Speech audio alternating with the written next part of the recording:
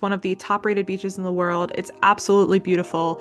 The water is Gatorade blue, super clear. Number three is probably the most important out of this whole list. You're listening to the Coastal with Kelly podcast, your go-to podcast for waterfront travel destinations, coastal living, and ocean-friendly businesses. I'm your host, Kelly Dabrowski. Let's dive in.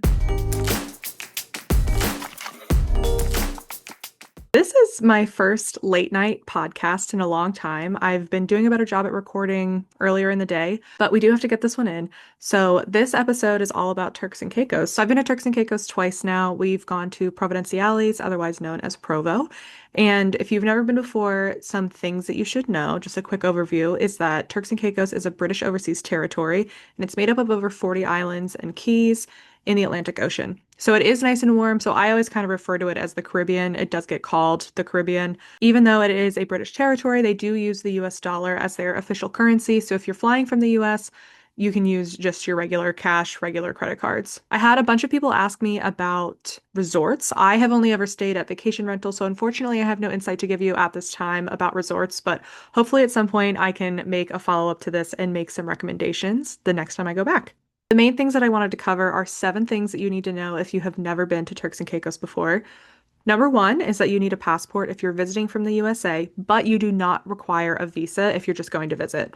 You also will not need a visa if you're coming from the UK, the EU, or Canada as of January 2026. One thing I think everyone needs to know is number 2, which is the airport is small, so you absolutely have to pack your patience.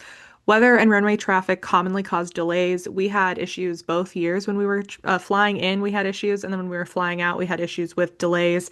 Our first year, we actually got rerouted back to Fort Lauderdale, which was not our departing airport, but we had to go to Fort Lauderdale to land because there just simply was not room for us at the airport. So our flight got rerouted, stayed overnight in Fort Lauderdale, and then the next morning we were able to fly back and make it to Turks and Caicos. And we landed in Providenciales, no problems. They just did not have space for us the first day that we flew in. It was just chaotic. And then when we were leaving this past trip in 2025, we had a little bit of an issue with weather delays, and then we also had an issue with, because it was just torrential downpouring.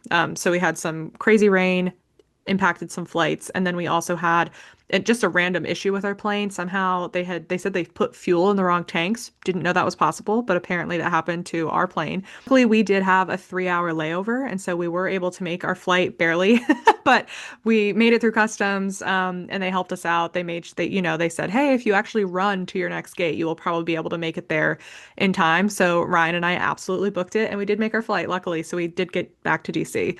Just know that in advance. You definitely have to show up with a good attitude. Luckily, they do have a bar that you can access, so I always use it as an opportunity to get one final painkiller in paradise, even if you are kind of standing around squished like sardines in the airport.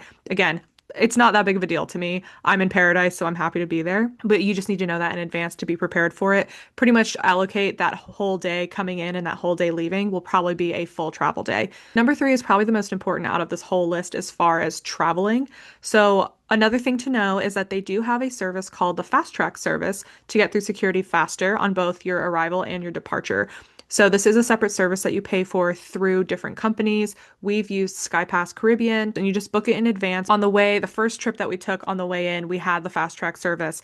Made everything super quick. You breeze through security in less than 30 minutes. It's amazing. Breeze through customs and security. And then on the way out, that first trip, we did not have it. And it was chaos getting in line with everyone. We definitely learned our lesson and to book it for our departure and arrival. And then this year in 2025, that was the first year that we did not have it for arrival. So Ryan and I arrived separately, and we waited too long to book. And so we didn't have a chance to because they were all sold out of that Fast Track service. And so we waited about an hour in the customs line, which was fine. We had to fill out a form. It wasn't the end of the world, but it's super hot. There's not AC, there's just fans blowing while you're waiting in line. And so it was just nicer to have the Fast Track service. I did link that service down below for you. We've used it again multiple times, and the service is amazing. Everyone's very kind, very helpful, and it just helps you save a bunch of time. So it just depends on what you would rather do, whether you would try to get a seat in the small airport by getting through faster, or if you want to just wait in line and not worry about it. Number four, Providenciales is the island where you'll fly into on your commercial flight, but people call it Provo for short. So if people are talking about Provo, they don't mean Utah. They mean Providenciales. But that's just a good thing to know so that when you're talking to people, you know what you're talking about. Number five is for the animal lovers, you're going to want to know this. So Provo is home to a lot of stray dogs. They are affectionately called potcakes. There is a shelter called Potcake Palace located on Provo, so you can visit there to either adopt dogs if you're looking for a dog to bring home. Obviously, you'll have to do lots of paperwork, but if you also just want to go and take them for a walk, you can do that. And so you'll see a bunch of people when we get into this later in the episode, but you'll see people walking little puppies around, and most of the time they ended up getting them just to take them out for a walk. Just like you would back in the States, you go to just a shelter to spend some time with the dogs, just get them out of their crates. And that's something that you can do here too. Number six is that you will be driving on the left-hand side of the road. Here on Providenciales, at least it is pretty flat. So you will have some twists and turns, but you don't have a bunch of hills to go up and down. I will say though, the roadways do flood rapidly if you get a heavy rain. So you'll still want to kind of avoid driving if it's raining.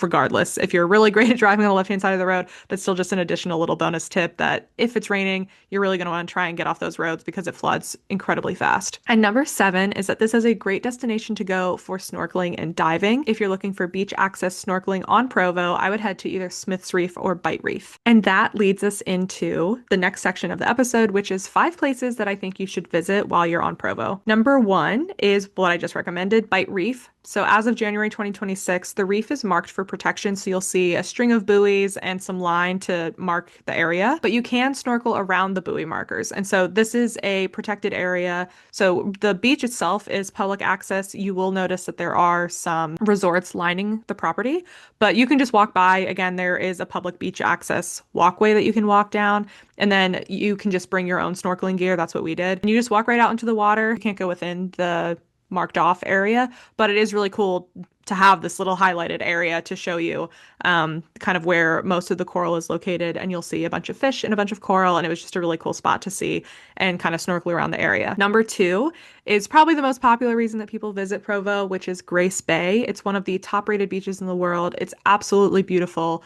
The water is Gatorade blue, super clear. It's incredible. So definitely add that to your list. Number 3 is Sapodilla Bay. It's a beautiful small beach, and it's where the sun will set over the ocean. So it's a great place to go for sunset, catch the sunset dipping into the water. There is also a beach bar at the end called Conky Conk 2, which does serve drinks and food, and they have music. And this is also a really great place to go if you have children because the water is super shallow. So you have to walk pretty far out for it to get up to your hips. So keep that in mind that this could be a really good spot to go if you are looking to travel with kids. And this is the same thing. The beach itself is public access, but there are private communities that line certain parts of it, so you just have to know where to park. And while we're in Sapodilla Bay, number 4 is the Sapodilla Bay Hill Rock Carvings. So again, I did say before that there's not really a bunch of mountains, there's not really a bunch of hills, but there is a hill here that is worth climbing. This is the tallest point in Sapodilla Bay, and hikers are rewarded with a stunning view of the bay and of Chalk Sound, which is a national park. This site was historically home to rock carvings from shipwrecked sailors,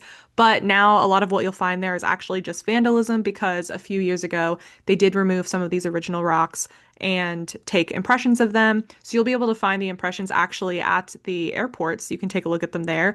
But I do still think that this is a worthwhile hike to do if you are someone who doesn't have a problem with kind of rock scrambles and hills. It was pretty overgrown, the marker that you can see, but again, it's kind of, you just have to be willing to push through all the brambles and clear out the, pick up a little stick to clear out the spider webs and stuff. But again, it was a very cool spot to kind of see from a taller vantage point, the whole surrounding area. It was really beautiful. And number 5 is if you're looking to do some shopping, the Salt Mills Plaza and the Grace Bay Plaza are 2 really great places to go. So whether you're looking for souvenirs or simply to get a scoop of ice cream, I definitely think both of those are worth a visit. We stayed in the Sapodilla Bay area this last trip, and so it was about a 20-minute drive to get to this area near Grace Bay. So not really too big of a lift to get there, but definitely worth adding to your list. Also just to support some of the businesses. But I hope that this is helpful for anyone who has been curious about taking a trip to Turks and Caicos. And I'll see you here next Thursday.